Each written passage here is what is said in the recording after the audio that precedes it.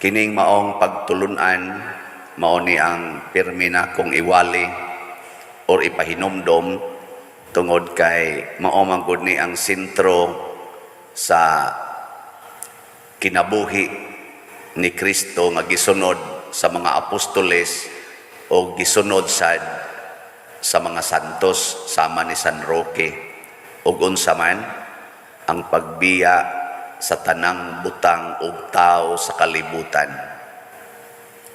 Saman, ganahan mo mosunod aning pagtulun-ana? Tubag. Nga bitay, magsigig reklamo nako atong mga pipila ka mga netizens ba sa ay good pagsigig hisgot anang koral padel mangural magani ng simbahan. Ana.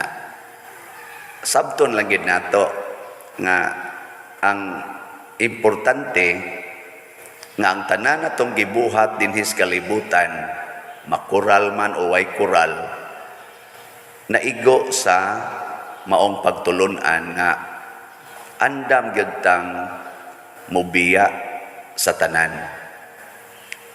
Kung nangural ka kay di ka gustong mobiya aka na makapa-impyerno na nimo pero imo nang gikural kay gusto nimong biyaan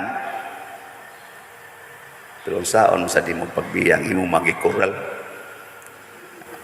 amot la para na atong simbahan diyon sa man nato ning ano nga tom ning gikural aron maayong pagkagamit sa atong isig ka tawo maayong pagkagamit ba mahanay di ba mao sad na inyong balay inyong kuralon aron maayong pagkagamit sa inyong silingan.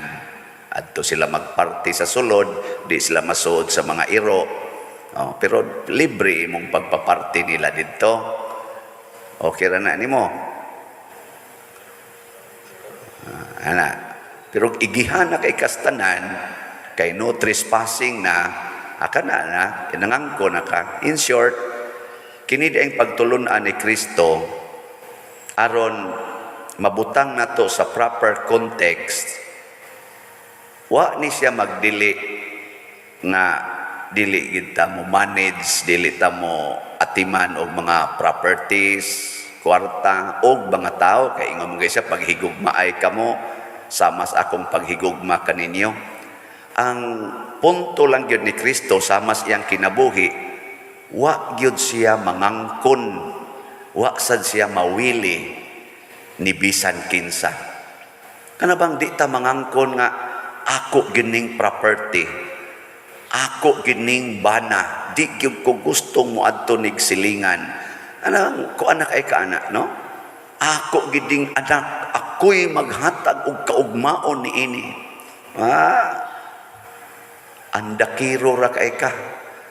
Ako ning kinabuhi ninduton ko ning akong pamilya ako'y nahibaw unsaon ko ni pagpalambo ang akong pamilya kada bang murag ika na ginahibaw ba ikay nagplano sa kaugmaon mura kuno ka og Ginoo nga all knowing mo na diri sa atong unang pagbasa ni ingon ang Ginoo ha mura kag Dios sige testingan ako ipasulong ti kag kaaway nga wa mo tuog Ginoo kanang bangis kayo tan-aw nato moingon pa baka ika maoy Ginoo tan-awa karon ang mga nasod nga naggubat ang mga taong tuwa didto mutawag pa ka sila sa ilang leader nga Ginoo labi nag nabungkag ng inyong balay labi nagdaghan na kaing patay sa imong kaliwat hurot ng imong pamilya ika na lay buhi pero wa na sa kay tiil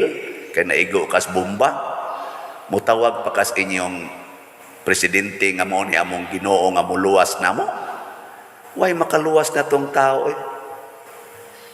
matod pa diri sa unang pagbasa andakiro ra kay imong tanan na kita gud usahay ingon ana man ta mangandak ba murag kita ginakamao ang nakanindot kon mo submit as Ginoo. O unsa may isultis Ginoo mo itong sundon, ayaw nagsunda ang wa gisultis Ginoo. Nya kun ato na nang buhaton unsa may mahitabo sa tibuok kalibutan, Pananglitag wa nagi mo angkon nga siya mo itag-iya sa mga butang, yuta, kwarta, mga resources sa kalibutan. Wa nagi mo angkon. Unsa may mahitabo? Way mag-away. Unya kay nagsunod mas Ginoo, ang Ginoo wa man magtudlog pag tinapulan, wa man magtudlo ang Ginoo pag bisyo anang sugal, wa man magtudlo ang Ginoo anang suyop, hubog-hubog, prostitusyon, wa man magtudlo ang Ginoo og same-sex marriage, wa magtudlo og divorce, wa magtudlo og euthanasia. Nya kay siya may atong sundon, di wa sa ding mga butanga. Unsa may mahitabo sa atong kinabuhi? Kung wa na ning mga bisyo, kining mga immoralities, imagine ko no. Ngayon ay mong tupad. Na imagine ko no. Ma-imagine mo? Ano ba? Usahay banggod ang atong mata ba ug ang atong hunahuna taptapan sa mga kalibutanong pagtulunan nga pag same-sex marriage mo aron way anak pero malipayon kay mao gunay imong hilig ana naglove go to each other mo na rog gi-propose na ang bill nga doon na same-sex marriage unta din his Pilipinas gi-propose na dito sa atong mga lawmakers.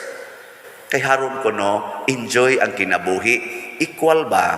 Nakakulaki man ko, laki may akong naghigugma, ma-enjoy pud ko. Di ba? Yeah, sugo nas Ginoo. Mingon sa dang babae, ako kay babae masad akong higugma. Di, ma-enjoy sad mi. Di equal na. Unya ang pare mingon sabing mga pare isa nga kay mao man say gusto nako ring kisa may gusto nako bisag kinsa dia di enjoy sad ko di na kumusunod anan diyang silibasi nya ang mga husband ang mga bana moingon man sa mga bana nya kay luod naman kining akong asawa i-divorce ko ni kay nagkahigugma ay mamigang akong maid. Kari na akong ibutang sa kwarto, ang asawa na akong ibutang sa kwartos maid. Kaya ako sa nang katungod, nga malipay ko, kaysa kaning sigig tupad aning luod kay gnaw. Nya maingon mo sang asawa niya, wa day mi driver. So, ang kanasang bana nako nga, may sa kaing patyon, ako sa nang i-divorce, karing driver akong ipuli. Imagine unsay mahitabo sa kalibutan, kung ingon ani na ta, nga mura na tagkitay kabuot, di na taganahan nga mutuman sa sugo sa Ginoo kay mag-antos ta. Kay ang atong gitanaw nga atong human right is to do what is pleasurable, what is comfortable, and what is favorable to us, to ourselves. Unsa ragi pabor ba, unsay lami, unsay hayahay para sa atong kaugalingon, mao na atong gitanaw nga human right. Pero ang responsibility nga gihatag sa Ginoo nato to subdue the earth sa pag-amping sa kalibutan nga kinahanglag pag-antos, pag-amping sa pamilya, pag-amping sa atong sexuality, sa atong virginity, sa atong purity, diin nagkinahanglag tumang pag-antos og disiplina di taana. Kay that is unsa man anti-human right. Mao na atong kabuang. Mao na matod pa ni San Pedro, kun mao na Lord, kami gibiyaan man namo tanan kay sugo man nimong biyaan tanan. Unsa may dangatan namo? Tanawag unsay promise sa Ginoo, niya ang Ginoo di man gid bakakon. Ingon siya kinsa tong nibiya sa tanan.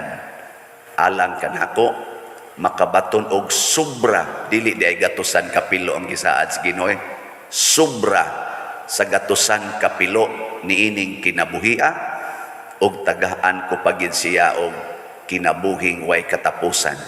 Nya special nga reward sa kamong 12. Iniglingkod nako didto sa gingharian. Naasad mo dito'y 12 ka trono na inyong lingkuran. Special tong ila. Kay specially chosen man sila. Pero kita, dinhis kalibutan, sobras gatusan kapilo ang ihatag. Ako man ang i-claim na sa akong pagka Paris Priest dinhi, inigbaligya na kog slot, mupalit sa kog slot. Nga akong paliton kada buwan mo average sa siguro tag 40 ka slots kada buwan. Ug hangtod kanus mahurot ning slot ipamaligya. Sukad pa nas una katong ka slot-slata, palit sad ko. Unsa may nasa ko huna-huna. Kung ako mo'y Paris Priest dire, nya ni palit sad ko ani, ikan ay mag-igo Lord nga mo multiply. Amo nang mudaghan ang mamalit, mudaghan ang halin ba. Nya ako nang giisip nga mao'y reward sa akong gipalit. Nya ako bitang tistingan mga igsoon kanang di ko mo palit. Nang di ko mo palit og slot anang si manaha ba minus kay halin niya kung mo palit gani ko ako di lang sa ko aning napo ka slot kay anogon sa dani sige na malang kong palit ako alang sa 5 lang ka slot ang ako sang madawat nga slot halin next week tunga rasad sa katong akong gi-expect last week. Yung Ginoo, may pag-imo ng pasubrahan. So, ang pasabot di ay, sobra pa sa atong gihatag ngadto sa Ginoo ang iyang ibalik. Kay, ako man ang responsible nining atong proyekto dinhi. Ang ako tingaling na natampo aning ato dinhi mga proyekto, atong ibalyo og slots, kining tanan natong project dinhi. Wap akaabot og 1,000 ka slots ang akong napalit. Pero ang akong halin, ang atong halin dinhi, sobra na mga 80,000 ka slots. O di, sa ato pa, ginansya na. Ya, kapila naman na pila, mga 100. Sobra tayo Sobra kay wapagod kaabot og 1,000 ka slots akong napalit.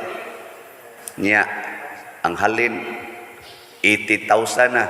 O di, kapilam na pila. Ibutang lang nato na anas mga 800 ka slots akong napalit. Niya, 80,000 na akong nadawat ka slots. Kapila man na. 100 ba? Bahala na mo daw sa kamu lay kwenta kay ako may pagkabugo mo ng math na mga teacher na to din kasi utro sa mong di ka maog math. So mao na ato lang ng kwenta-kwentahon kani tinamban lang nig istorya pero ang saad is Ginoo sobra pa ug sobra gid tinuod kay ngano man topa man tay gi pangtabang sa kapilinya bisyap chupilo kamumo di sobra jud ay kayo. Sakto gid ang Ginoo. Ya gusto mo magsubra ang inyong bahandi. Saban, panghatag ngadto sa purpose sa Ginoo. Apil na sa pagtabang sa silingan, tabang sa purti ka krisis panahon pa dire. Ingna lang ng krisis. Ang krisis naara na sa atong hunahuna. Ang atong kasing-kasing di ni kailag krisis. Ang Ginoo naas kasing-kasing. Ang reward sa Ginoo di sa namuila og krisis. Di magay namuila gani og kana ganing famine. Kamao man na siyang muhatag. Wa may imposible niya. Ang iyang gikinahanglan andam bata nga mosunod niya without condition.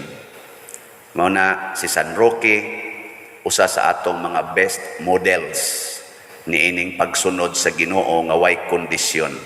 Tinuod na matay siya nga murag wa kadawat og reward. Pero sa tinud anay hangtod karon gabaha ang iyang rewards ug iya na ganing gi-share ngan hinato sa kalibutan. Gabaha sad mo nang misikat siya.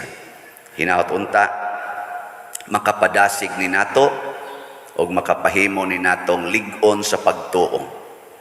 Okay. Lingi ay imong tupad. Pang last nga lingi. Ing na iniguli nimo sundo na nimo San Roque. Ngutan na. Ina mo sunod na kang San Roque ron, iniguli. Sige, nindog na ta.